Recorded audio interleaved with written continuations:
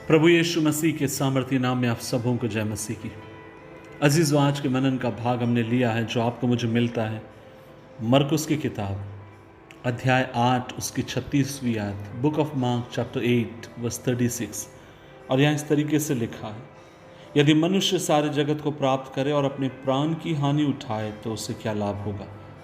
अजीज़ों, क्या आप इस बात को जानते हैं कि बाइबल कभी भी अधिक धन का, अगर किसी व्यक्ति के पास अधिक धन है और कोई व्यक्ति बहुत अधिक धनाढ्य है, धनवान है, सो बाइबल कभी भी ऐसे व्यक्ति को दोषी नहीं ठहराती। बजाय इसके कि मैं आपसे कहना चाहता हूँ, जब आप एक धनी हैं और आपके पास धन पर्याप्त मात्रा में है, आप महान कामों को कर सकते हैं। जब आप अपने पैसों को बुद्धिमानी के साथ इस्तेमाल करते हैं, जब आप अपने पैसों को परमेश्वर के भय और भक्ति के साथ इस्तेमाल करते हैं, तब आप देखने पाएंगे कि आप परमेश्वर की अद्भुत आशीषों को अपने जीवन के ऊपर उंडेलते हुए, प्रभु की कृपा को आपके जीवन के ऊपर आते हुए देखेंगे। जब आप बाइबल के भीतर देखते हैं, परमेश्वर के कई भक्त बहुत अमीर थे। बाइबल कहती है अब्राहम बहुत धनवान था। इसहाक के बारे में आप और मैं पाते हैं, सुलेमान के बारे में आप और मैं पाते हैं, राजा दाऊद के बारे में आप और मैं पाते हैं। परमेश्वर के न जाने से कितने संत हैं जो बहुत अधिक धनी थे, लेकिन उन्होंने अपनी धनवंतता से अपने परमेश्वर की उन्होंने सेवकाई की। अजीज़ों, मैं आपसे कहना चाहता हूँ कि समस्या फिर कहाँ आती है? समस्या यहाँ पर आती है जब, जहाँ बाइबल कहती है तेरा धन वहीं तेरा मन। सो जब अपने आप पर और अपने धन के ऊपर जब परमेश्वर से अधिक आप और में चित्त लगाते हैं, हमें मालूम भी नहीं पड़ता है कि कई बार धीरे धीरे धन हमारा परमेश्वर के स्थान को ले लेता, और तब ये बात आपके लिए मेरे लिए पाप ठहरती है। कुछ लोग अपने पैसे से, अपने धन से बहुत अधिक प्यार करते हैं, और करना भी चाहिए क्योंकि आपने मेहनत से कमाया। लेकिन एक बात मैं आपसे कहना चाहता हूँ, इस धन के ऊपर आश्रित मत होइए, इसके लिए धन्यवादित होइए पर आश्रित मत होइए। क्योंकि अगर आपका मेरा भरोसा, अगर आप और मैं आश्रित जीवन में होना चाहते हैं, तो सिर्फ और सिर्फ परमेश्वर के ऊपर आप और मैं आश्रित होने वाले हो जाए, क्योंकि वह आपका मेरा परमेश्वर है।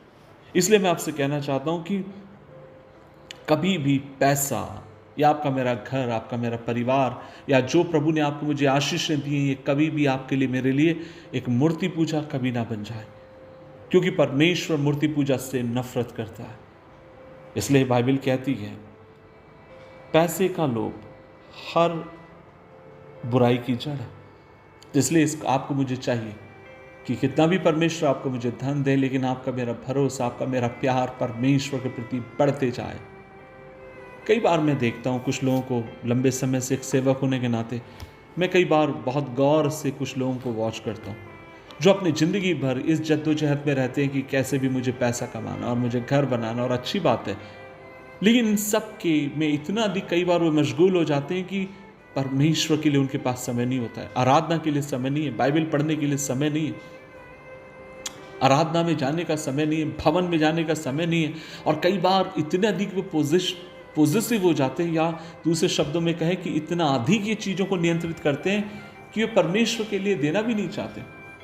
और कई ऐसे लोग जब अपनी आखिरी सांस ले रहे होते हैं और जब वो मर चुके होते हैं, और कई बार ऐसे लोगों को मैंने मिट्टी दिए दफनाया है, और मैं उनके चेहरों को देखता हूँ, और तब मुझे याद आता है कि सच बात है, आप और मैं इस दुनिया में क्या लेकर आए।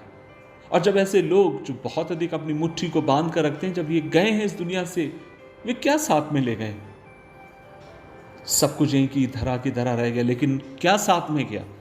साथ में गया जो कुछ आपने मसीह के लिए किया वह आपके साथ गया, अन्यथा जो कुछ आपने अपने लिए करने की कोशिश करी और अपने लिए संजो कर रखने की कोशिश करी, वो तो इस दुनिया में यूं ही धरा की धरा रह गया।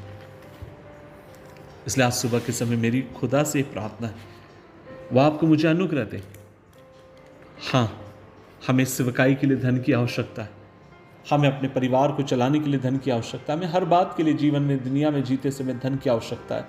लेकिन धन का स्थान धन को रहने पाए, लेकिन हमारा मन और हमारी आराधना सिर्फ और सिर्फ जीवित परमेश्वर के लिए हो, सिर्फ और सिर्फ जीवित परमेश्वर के लिए।